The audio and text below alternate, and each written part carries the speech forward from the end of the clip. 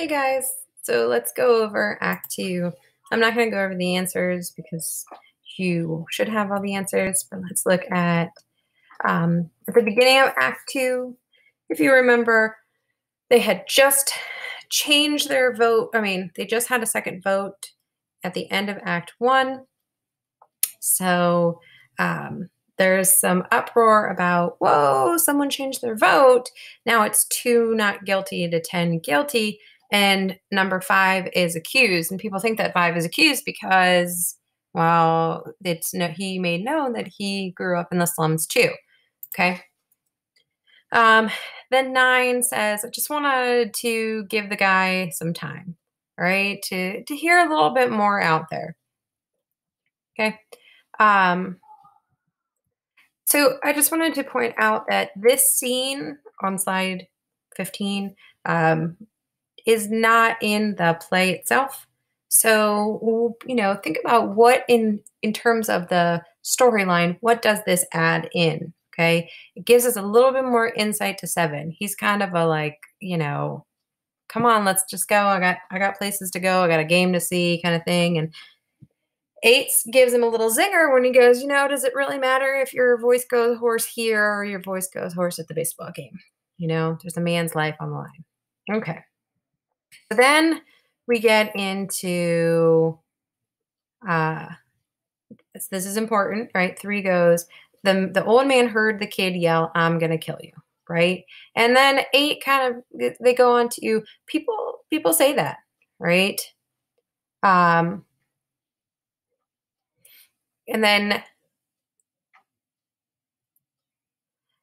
8 gets upset because 12 and 3 are playing a game, right?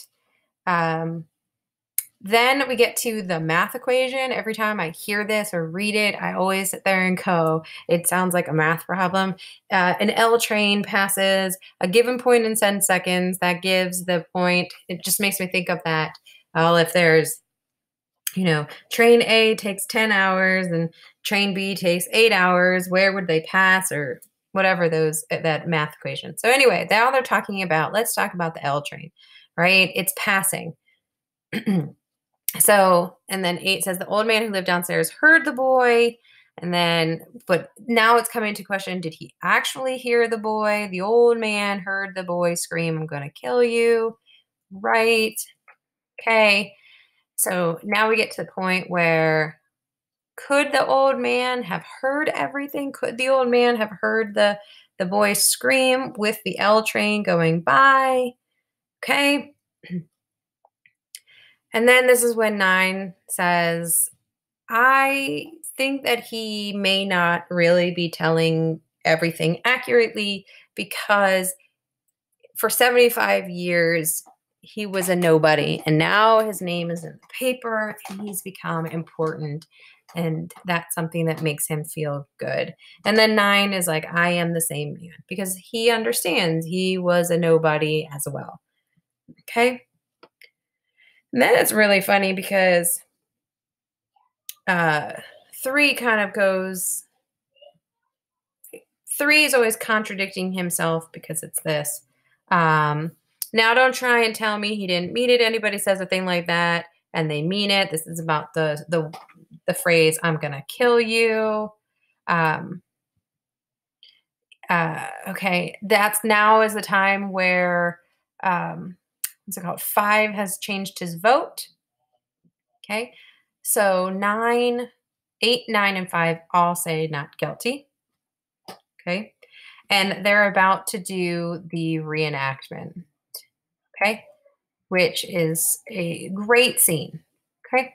So they get the diagram, they're going through, and 8 maps everything out. He says, okay, if it's 12 feet from the bed to his door, I'm going to map that out. Okay, this is going to be it.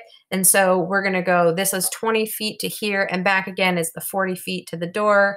Okay, and 2 is going to time everything. Okay, and then okay, so 2 is going to time it. 4 and 10 are like go faster. And then after they do the timing, the old man said 15 seconds, and now they've timed it and it's 39 seconds. So almost 40 seconds. Almost 3 times as long as he said it was. And we also have to remember that the old man walks with 2 canes. Okay?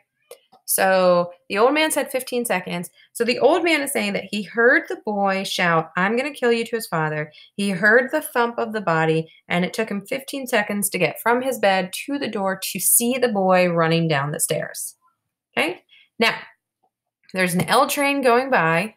Did the old man actually hear it? Doubt, no doubt.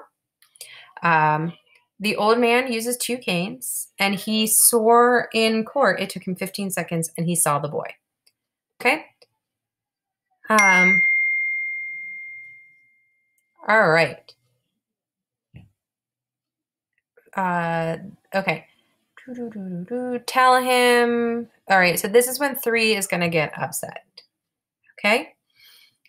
So 8, again, is very calm through all of this. And 3 is angry, and his volume is escalating. Okay? He says, "Soft-hearted old ladies, and this kid is guilty. He's got to burn. We're letting him slip through our fingers."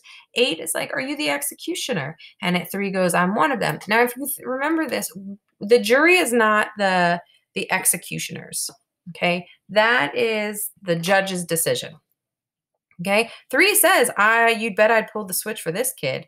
Okay? And 3, "I feel sorry for," 8 says, "I feel sorry for you, what it must feel like to want to pull the switch. You're a sadist." And 3 is, "Shut up, shut up, shut up, shut up, shut up," until he snaps and he lunges at 8 and says, "I'm going to kill him. I'll kill him. I'll kill him." And 8 says, "You don't really mean that." Because if you recall, 3 is the one who says, if someone says it, they mean it. You don't say those things lightly. Okay? So there's a lot, you have to pay attention to the language because our playwright is very, very specific in what he says, and it sets up for later. Okay? 3 said, if someone says it, they mean it, and then he's the one who says it later. Okay? All right. So please enjoy Act 3. It is our conclusion. Okay?